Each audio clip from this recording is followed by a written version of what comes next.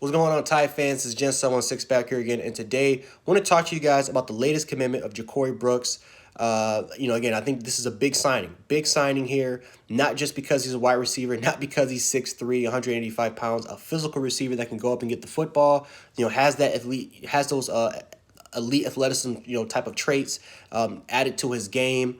But again, I think this was much needed because Bama had the 57th recruiting class in the country, right? You saw a lot more teams start to pile up recruits like North Carolina, Tennessee. Obviously, you saw Ohio State put in the work. Just a lot more SEC teams, too, also trying to go in there and put in work. So I feel like this could definitely be a momentum boost because there's a lot of players that are actually crystal ball to going to the University of Alabama. And I think maybe Alabama just needed that one major signing in order for other players to start jumping on the bandwagon and start committing to the University of Alabama. Now, again, this is a commitment. It's not an official signing.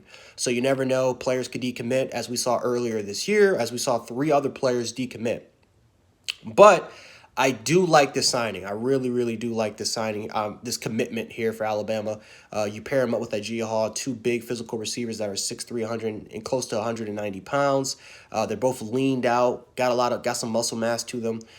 So yeah, I like the signing for the University of Alabama. Again, you're getting elite prospect, elite receiver, especially because next year Jalen Waddle and Devontae Smith are most likely going to go into the NFL. You need other receivers that could step in there. And again, receivers, true freshman receivers are actually the most likeliest of players to potentially contribute, as we saw in 2017, where Devontae Smith and Jerry Jeudy and Henry Ruggs, those three guys stepped up during their freshman years, and those guys play a lot of snaps. So we could be seeing the same thing here. Of course, last recruiting cycle for Alabama, they had three guys as well that could definitely step up there, like guys like Javon Baker, Trayshawn Holden, right? Those guys could potentially step in there and be day one starters, or future rotational players that could end up as starters. But still, you want to try to get that depth chart.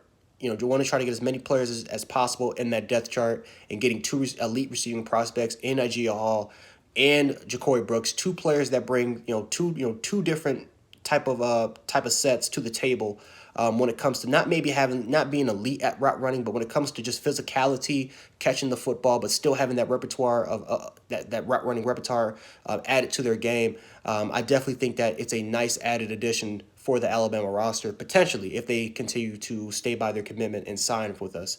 So, Tide fans, let me know below the comment section how you guys feel about Jacorey Brooks, the new latest commitment. Do you guys like him a lot? Do you feel like he can be an immediate impact player for next year? And do you think that he will stick with the Tide, especially going through the next two signing days? So let me know below the comment section below, and we can definitely hash it out there. Anyway, guys, Gen716, I'm out. Roll Tide.